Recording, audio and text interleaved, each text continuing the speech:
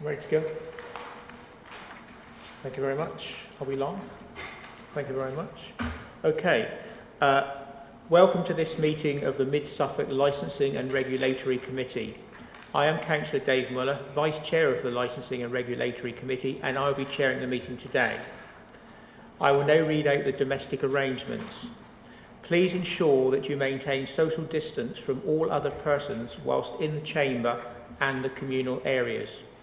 Please ensure that you wear a face covering at all times unless you are seated or if you are exempt from doing so, and that you use the hand sanitizer and wipes provided. You will be invited to speak and ask questions by the chair. Please do not interrupt other speakers. If you are attending the meeting to speak and persistently interrupt the meeting, you may be asked to leave. Please ensure that microphones are turned off when not in use. Please ensure mobile phones are on silent or switched off. Additionally, we will be using the e-voting on modern.gov app for this meeting. Please could members therefore ensure they are logged in and ready to use the app. I would like to remind everyone present that this meeting will be broadcast live to the internet and will be capable of repeated viewing. The whole of the meeting will be recorded except where there are confidential or exempt items. If you make a representation to the meeting, you will be deemed by the Council to have consented to being recorded. By entering this meeting as a speaker, you are also consenting to being recorded by the Council and to the possible use of those sound recordings for webcasting and or training purposes. The Council, members of the public and the press may record, film, photograph or broadcast this meeting when the public and the press are not lawfully excluded. I will now make the introductions to the officers that are here today. We have Emma Rishbell, who is the Assistant Manager for Food, Safety and Licensing. Catherine Green, Licensing Officer. Kay Sanders, Licensing Officer. Nigel Delu, the Legal Advisor. And Karen Sayer, who is the Governance Officer. Can I now move to the agenda, please? Do we have any apologies for absence? Thank you, Chair. We've received apologies from Councillor Epping-Yong, Councillor Geek and Councillor Guthrie. Thank you very much. Do we have any declarations of interest by councillors? Councillor Stringer. Yeah. Thank you. Sorry, Chair, on the attendance, although the papers don't say that Councillor Turner is a committee member, the modern.gov app does. Yes, you're right, actually. I noticed that, Councillor Stringer. He's quite right, actually, on that, Jan. It does mention Councillor Turner on those. I think she'd been added to the meeting for today as a substitute in error. Thank you. Okay, so I'd like to move on to item 3, MLR/21/1, to confirm the minutes of the meeting held on the 2nd of October 2020. Are there any points regarding the accuracy of the minutes, please? And these are on page 7 and 8 of your papers. Therefore, could I have a proposer and a seconder, please? Councillor Brewster and proposer Councillor as the seconder. Thank you very much. Okay, can we go to the vote, please? Thank you, Chair. Councillors, could you please open the modern.gov app by clicking the plus sign in the top right of the agenda and selecting attendance and voting. In the voting tab, the vote for this item will now show in blue.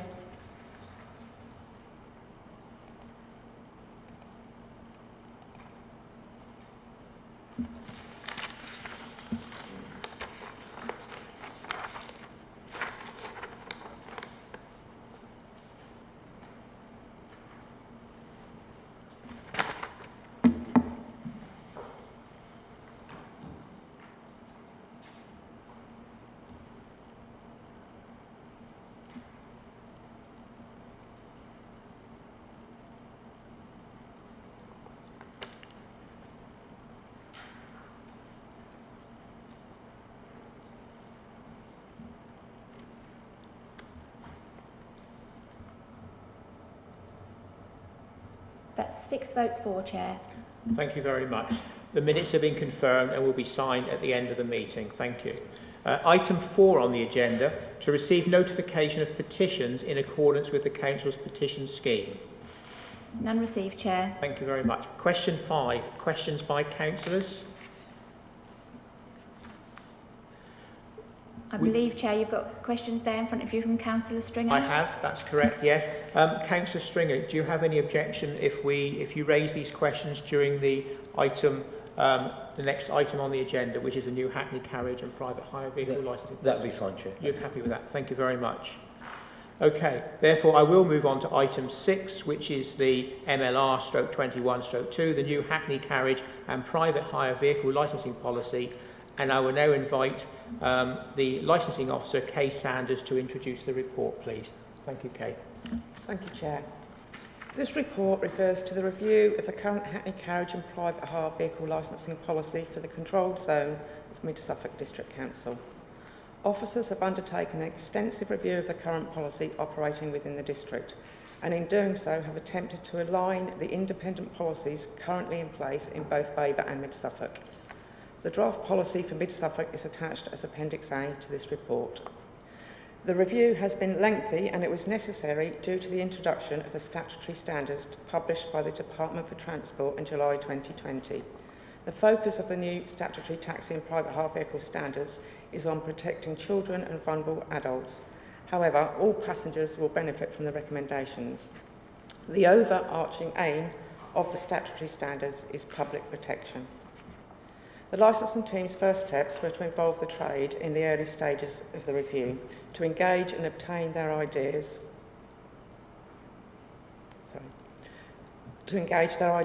For the policy moving forward. This engagement involved a virtual meeting held with the trade in July 2020. Unfortunately, due to COVID, we were unable to hold the meeting in person, but many members of the trade did attend virtually and offered their opinions and suggestions, which we captured and fed into the review. The changes likely to have the greatest impact were identified early on in the review, and they are: vehicle age policy has been added for Mid Suffolk District Council. Drivers have never had an age policy for their vehicle, and a lot of them may find it difficult to finance new vehicles. However, the team have identified this and have allowed for more frequent testing for older vehicles to allow the driver to retain the vehicle, and the team ensure the vehicle remains safe and suitable to be driven. Currently, the licensing team undertake a knowledge test. However, there will be a mandatory requirement to undertake the introduction of the role of professional taxi and private hire drivers course. The mandatory requirement to undertake the course will have a financial implication for drivers and operators, but will ensure that all drivers and operators are certified and have the correct awareness of the expectations of their job role. As part of the review, the taxi policy must be sent out for consultation, and the statutory standard sets out who councils should be consulting in respect of any changes the authority wishes to make. The licensing team is well versed in consultations and has the necessary contacts to undertake a wide-ranging consultation exercise over a 28-day period. A list of identified key consultees is attached to this report as Appendix C. Once the consultation period has been completed, any responses will be collated, and the draft Hackney carriage and private hire licensing policy may be revised in the light of the representations comments made. Any revised document will then be brought back before the Licensing and Regulatory Committee at the next meeting in October 2021 for further consideration, prior to the document being recommended onto Cabinet for adoption. Recommendation: that the committee approves the draft Hackney carriage and private hire vehicle policy document attached as Appendix A for consultation. Further, that the relevant officers proceed with the 28-day consultation period with the licensed trade, general public and other relevant stakeholders. And just to note, all grammatical and personalisation errors will be rectified before bringing this matter back to the committee on the 15th of October. This concludes my report. The team will be happy to answer any questions. Thank you very much. Okay. Do we have any questions for the licensing officer, please? Councillor Stringer, then Councillor Otton. Thank you. Yeah, thank you. Looking through the report regarding move to more sustainable fuels and stuff, and zero emission fuels, the policy seems to be reactive if it happens, rather than proactively helping the change, which is in stark contrast to some other licensing policies that are out there. Have we considered, as others have, actually assisting in the transition to cleaner vehicles rather than keeping older vehicles going for longer? I've got the response from the licensing team, Councillor Stringer, which I'll read out to you. Thank you for your question. The licensing team are currently still undertaking research into incentives, but we are aware of several incentives both from central government and more locally.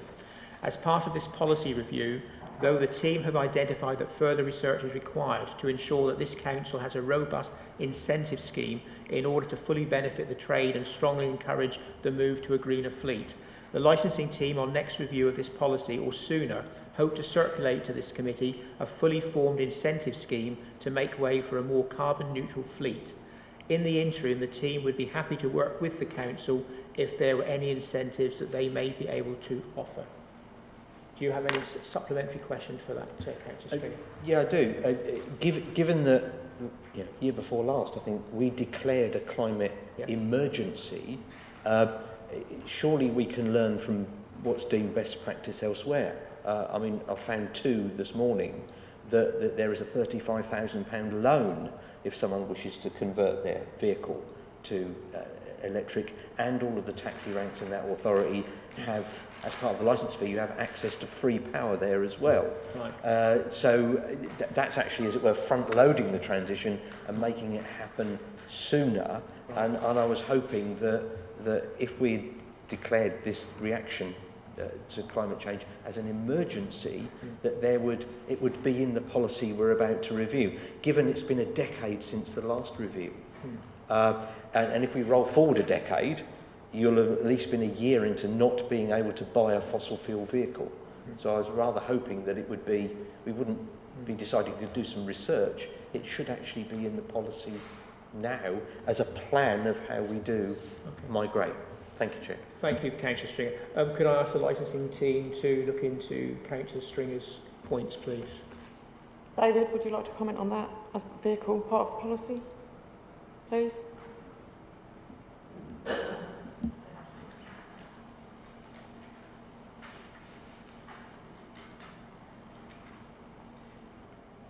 Thank you.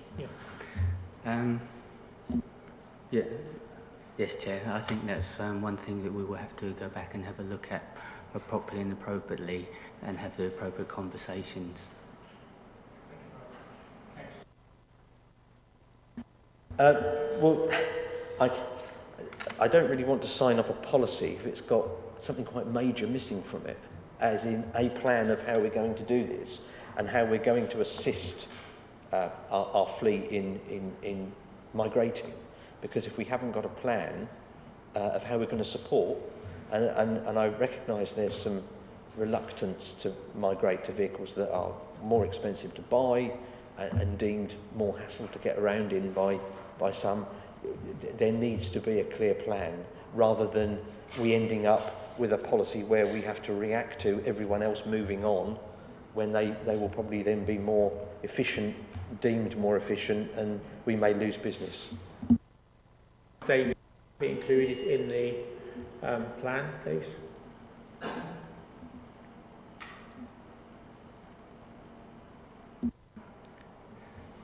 Yes, Chair. Well, there are various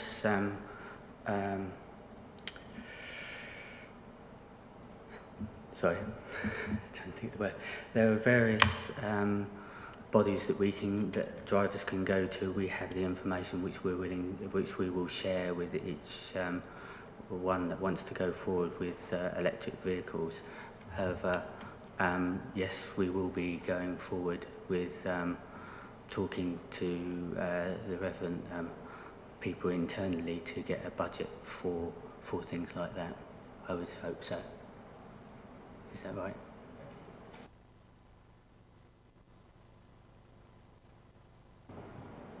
Thank you, Chair. I mean, the only comment I would make was that in the original draft policy, we were perhaps a little stronger in pushing for the greener vehicles, but the difficulty is that we have quite the fleet in mid-Suffolk are largely self-employed drivers that would need a lot of assistance, and there would be perhaps a need for, you know, political decision as to what grants we might make and so on. So, yes, we can see in principle there's a need for it, but we need to balance it against the trade's viability. So that's why we want to move in that direction, but we're concerned about too much of an impact on the trade and being viable in future. Well, yeah. I mean, what will give people certainty is certainty, a policy. Having looked at other policies where it says you can only licence this array of vehicles, I was quite shocked. But within it, there's the stick, but there's also the carrot of and if you want to migrate to one of these vehicles, here is where you get the funding. And by the way, the infrastructure's already there for you that we've put in for you. That's called a plan. That's a reaction to an emergency. The taxi drivers are going to have a real struggle in getting to their customers if they're trying to drive through flood and fire and we get the worst that the climate can throw at us. It is an emergency, and I don't see any emergency in this plan, frankly. Sorry. And I realise it's political, but it's not something you can bargain with. And we either have a plan of how we're going to assist our taxi drivers, or we don't have one. And it looks at the moment that we don't have one.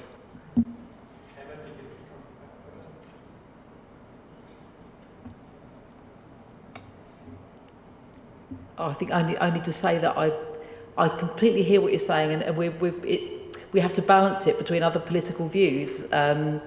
We had quite a strong view from another councillor about, you know, the concern about the viability of the trade. So it's that's that difficult balance, isn't it? Clearly. Just come back on that. Given the court case last year in London with the girl that died from respiratory problems directly attributed to emissions, when communities start banning these vehicles that are killing people from their localities, how viable will those taxi services be then? They won't be viable at all. So it's about creating that assistance to make them viable in the next 10 years. Because if our taxi fleet doesn't migrate to zero emissions within the next 5 to 6 years, I don't think they'll be viable beyond it. Because they will then be struggling to buy vehicles with no support when everyone else has migrated. So they'll be priced out of the market. So I was looking for it to be assistance rather than just saying, well, it's a bit difficult, so we won't bother. It is all very difficult. But it's not a political decision that we've declared a climate emergency. We unanimously agreed it was an emergency. So I was hoping to see some reaction to that emergency in our policies going forward, and I'm disappointed that I can't see it in here. Thank you. Councillor String, you also raised a second question. Do you want to cover that now? The question you raised was what plans are there for EV charge point convenient for Stowmarket taxis? Obviously, this is a taxi company based at Stowmarket railway station. The response from the licensing team is that the licensing team, as part of this policy review, did identify that there is several constraints in requiring drivers to move towards a greener fleet, and the charging point access was a concern raised. The team are unaware of any plans that may already be in place for EV charging points on the Stowmarket rank, but we will ensure that we forward these concerns to the climate change strategy team to ensure that this is a consideration. However, the team feel that charging points on the rank would impede trade, as the vehicle is supposed to be for immediate hire when parked on the rank.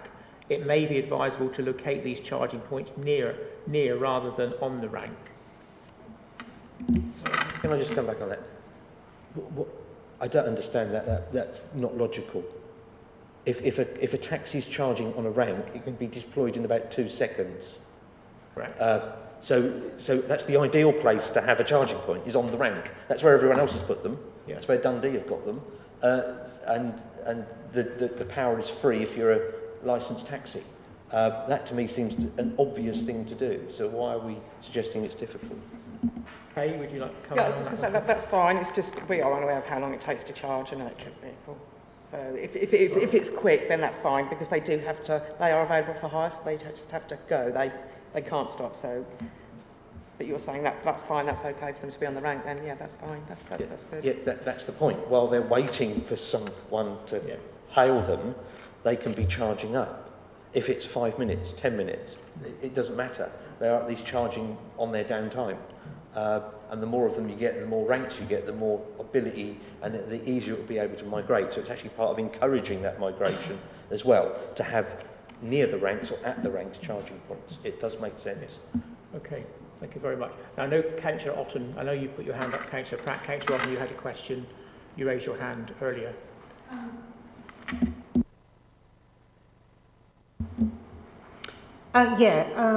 Obviously, at the moment, it's not obligatory for somebody to wear a face mask in public transport, but I just wonder how the council is proceeding at the moment, where we are still getting considerable number of positive COVID cases, and whether it's just, can the council only be advisory as far as taxis are concerned? And my other question, under the equality analysis, as it says there are no equality implications arising, I would just want it confirmed that all equality policies includes all persons of transgender. That is correct. Yes. With respect to Councillor Otten's first part of the question regarding the wearing of face masks, can we just do it on an advisory basis, or is this down to the companies themselves, the individual taxi drivers? If it's not compulsory, I think we can only do it as advisory, but they would need to do their COVID risk assessment.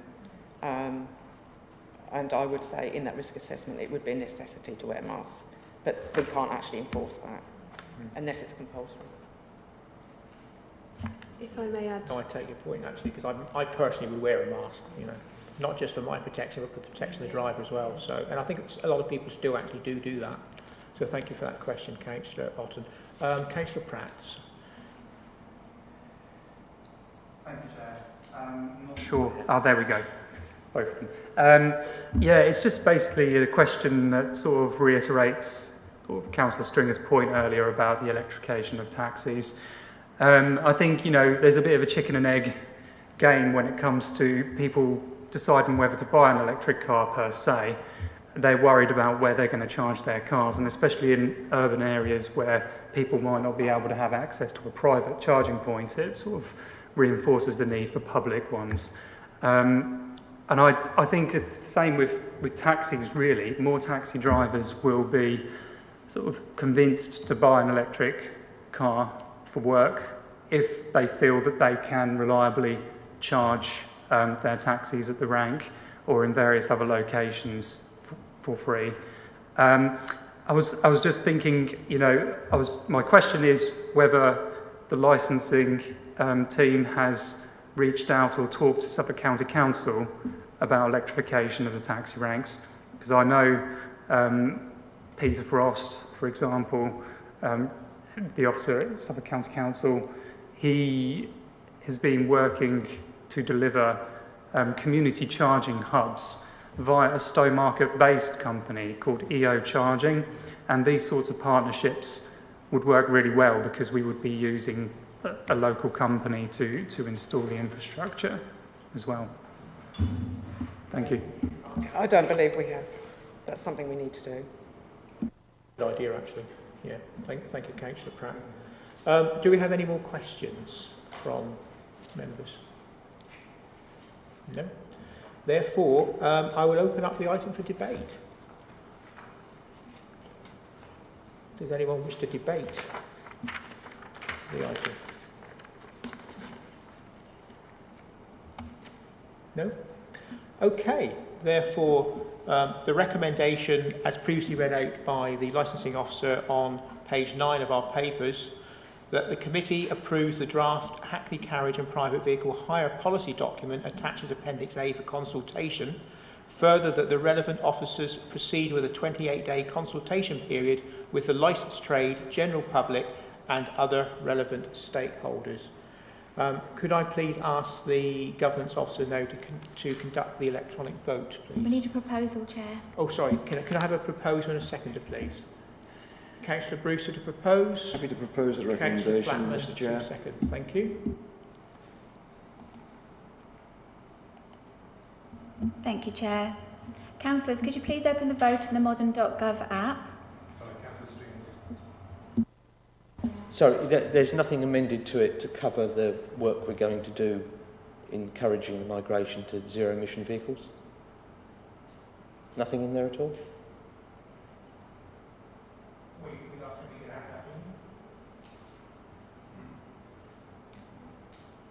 Yeah, happy to add that in. That we, do encourage people to move to electric vehicles. Please. Well, sorry, with respect, Chair, I think I think we were promised slightly more than that. We would try and get a policy where one doesn't exist. Although we didn't get a time frame on this work that will be done, it needs to be done quite urgently.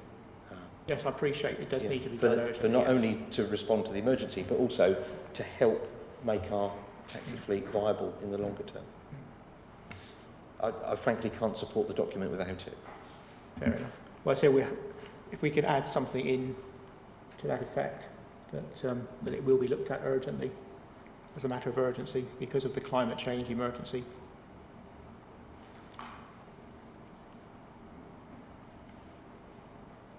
Chair, we need to make an amendment to the recommendation, I believe, then. Yes, we do, yes. And that needs to be agreed by the proposer and seconder. Yeah. Are the proposer and seconder happy with that amendment? Yeah.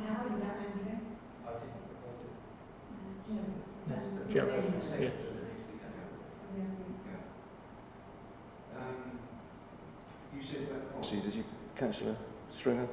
Sorry. We have a policy that doesn't have a policy about a migration that we need. We have a policy of doing nothing, which is what this policy suggests, or doing very little as policy. Okay. I'm suggesting we should have a policy that shows how we can migrate and how we're responding to this. At the moment, we're just saying the policy is let's keep the oldest, most polluting vehicles going as longer as we can. That's our policy at the moment. I'm suggesting that's not a good policy, or one that's going to be lawful within the time period of this policy we're about to agree. We can have that as the policy if you want, and I can't vote for it. What I was trying to do is get consensus and actually get it written down. But if we haven't got it, then we haven't got it. It's fine. I recognise the politics of the situation, but frankly, this didn't ought to be political. This ought to be, we know where we're going, we agree where we're going, and we enshrine it in policy. And that we should, well, we're either timid about it or we're not. Others are not timid about it, and they're saying, you will not have a vehicle that's X and Y, and it will be from this approved list only. But that's a stick, but the carrot is you will get the funding and there will be the charging infrastructure already in place. I would suggest we need to move to that policy, but if we don't, then we don't. But I can't support it if we don't. If I could just assist a little bit here. Clearly what Councillor String is asking for is basically a different policy. And that's not going to happen here and now.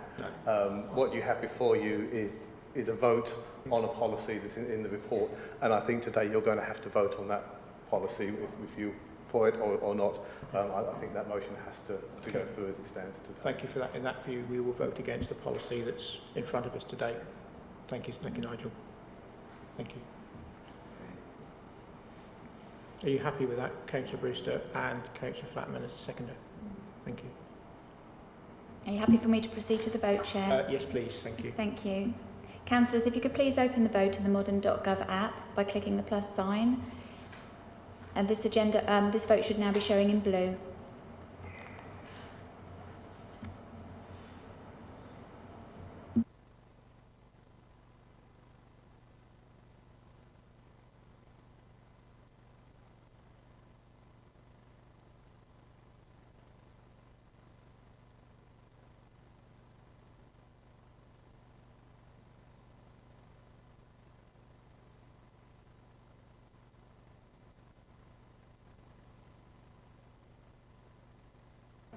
Okay, that's 3 for and 3 against, Chair.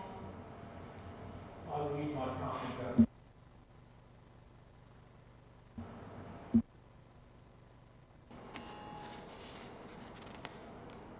Right.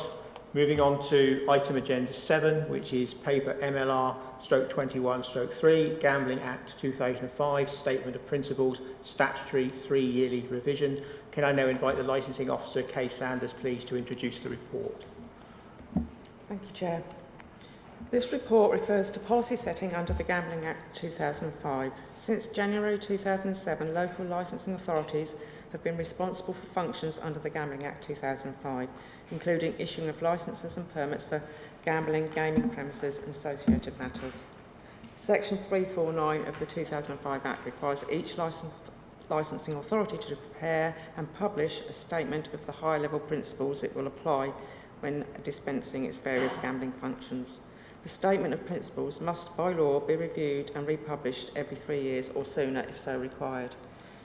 This year, the authority is due to revisit the statement that has been in effect since 2019. And this report seeks the approval of the suitability revised version in order that the statutory consultation period may then commence on its content. The redrafted statement attached as Appendix A to this report contains amendments from the 2019 published version. These revisions have been collated in a summary document and is attached to the report as Appendix B. The Gambling Commission revised national guidance document to licensing authorities, originally published in September 2015 as amended in April 2021, has influenced some of the revised draft content when formulating the local statement of principles revision. The legislation requires the licensing authority to consult widely upon its draft statement of principles document with stakeholders before finalising and publishing the document in January 2022, as set by order of the Secretary of State. The sixth statement shall take effect for a 3-year period from the 31st of January 2022 through to the 31st of January 2025, although the statement may be revised sooner if necessary. Based on an officer review of the gambling activity over the past 3-year period, the fee table attached as Appendix C, representing the maxima which may be charged by regulation for the various application and process types under the Act, is proposed for approval unaltered. Costs which may be appropriated to the fees include all aspects of administering and maintaining the scheme. It should be noted that both Baber and Mid-Suffolk District Councils also have a limited base of gambling authorisations and activity upon which to apportion some of the cost elements. Recommendations. Note, a slight amendment has been made to the recommendations. That the draft revision of the Gambling Act 2005 Statement of Principles document attached as Appendix A be approved for consultation. Further, that the relevant officers proceed with the commencement of a period of statutory consultation in accordance with the Gambling Act 2005 legislation and regulations. That the table of fees attached as Appendix C for the Gambling Act 2005 functions be adopted to take effect from the 31st of January 2022. Thank you, Chair. Please. No questions at all? No. Okay, if there are no questions, I'll now open up the item for debate. Do you members wish to debate this particular item? No? Oh, Councillor Stringer. Well, so, yes, Thank you very much.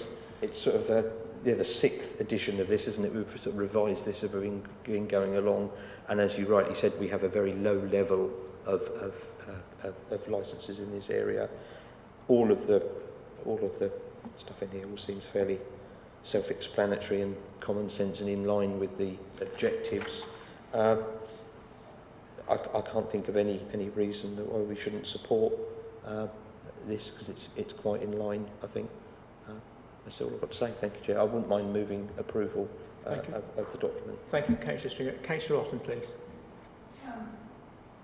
Oops. I mean, I suppose my only comment is that we are hearing more and more about people that have become addicted to gambling of one form or another, and therefore I think it's important that the council works with other organisations to support people who do end up having a severe gambling problem. And of course, a lot of that problem is done online, whereby, you know, the local authorities may well not have any knowledge of what is happening, but I think it is an area that we should be supporting organisations that do help people with a gambling addiction. Thank you for that, Councillor Osmond. It's a good point.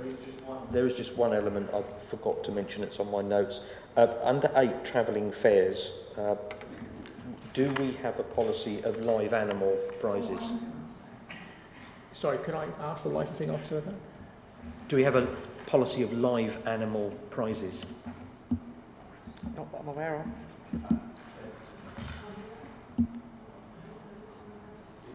Did we not ought to have a policy as to whether we allow live animals to be prizes at fairs? Officer for... Yeah.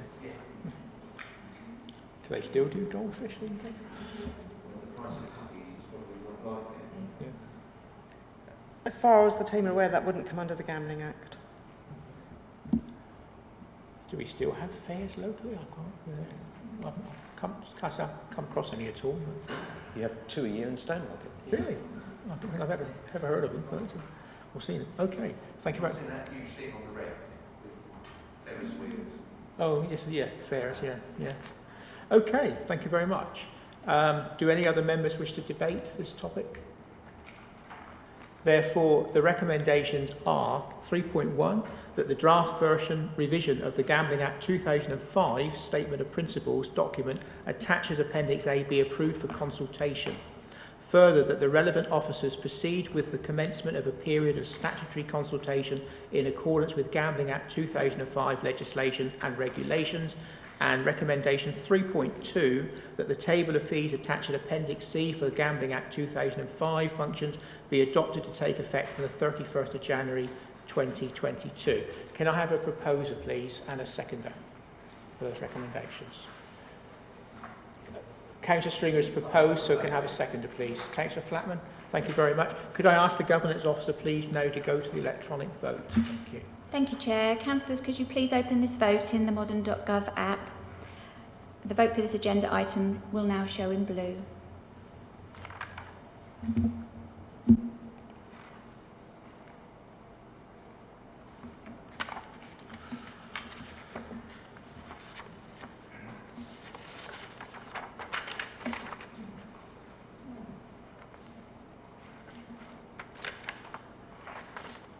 That's 6-4, Chair.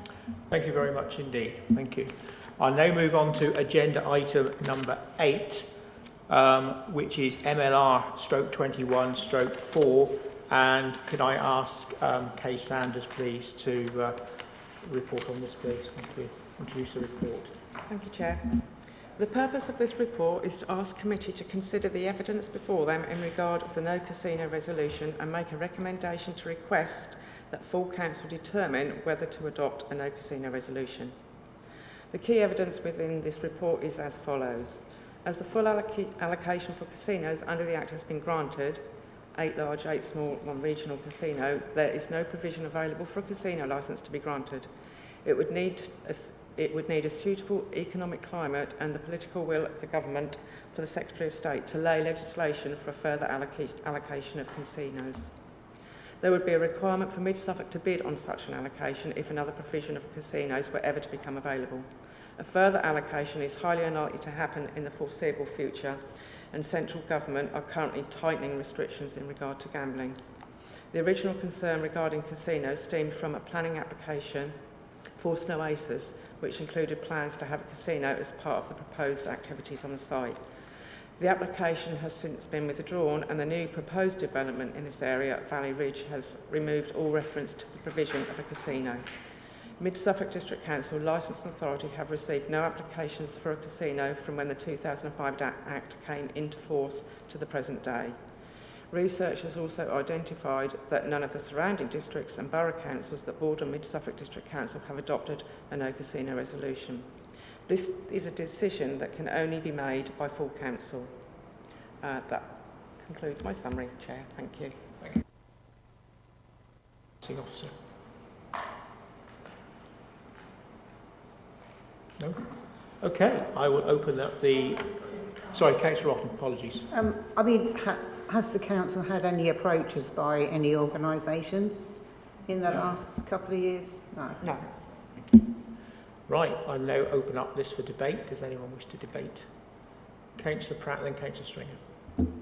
Yeah, I believe, being a largely rural district, there isn't really need for casinos or mega casino kind of infrastructure, really.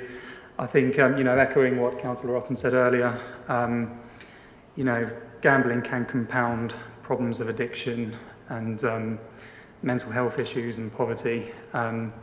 Personally, I would be against any such kind of casino in this district. Thank you. Councillor Stringer, please. Yeah, it's taken a while for this to get debated. I have to say, things sometimes don't grind very fast in local government worlds. I would actually be in favour of making a no casino resolution for a couple of strong points. The amount, take the point that the government has not got any it's offering out at the moment, but governments can change very quickly, as we're finding out in other parts of the world today. That's not to say that's going to happen here, but government thinking can change very, very quickly, it's certainly in a fast-moving economic climate. I think for a rural area such as Mid-Suffolk, a casino, however small or large, in my own opinion, and certainly most of the people that I've consulted, would feel it a very negative thing for us economically, socially, environmentally. So therefore, if you had the resolution, it then gives the whole world a clear indication that we wouldn't want one here, thank you very much, which stops people taking a punt, as it were, in running after things that are fanciful and spending thousands of pounds on drawing up plans for something that we would not wish to support. And frankly, if we could have had a no casino resolution before Snow Oasis was put on the table, and we'd have decided that, I think that would have helped an awful lot with the hundreds of thousands that have been spent chasing their tails on something that's never come to light. So I think it's not saying that we're incredibly anti-gambling, it's just giving the whole world that indication that, frankly, we don't think we're the right place. And if you really have to have one, probably be best somewhere more urban or elsewhere rather than rural Suffolk. So that's how I feel, Chair. Thank you. Thank you for your comments, Councillor Stringer. Obviously, as we've said, the actual decision for this will actually have to be made by full council. So in the meantime, we have the recommendations, which I will again read out.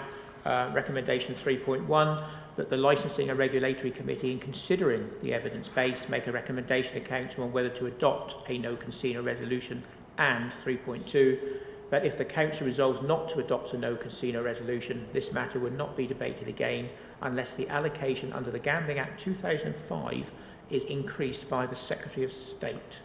Can I have a proposer and a seconder, please? Councillor Brewster to propose. Happy to propose. And Councillor Flatman to second. Thank you very much. Could I please ask the Governance Officer to undertake the vote, please? Thank you. Thank you, Chair. Councillors, could you please open the vote again in the modern.gov app? And this vote should now be showing in blue.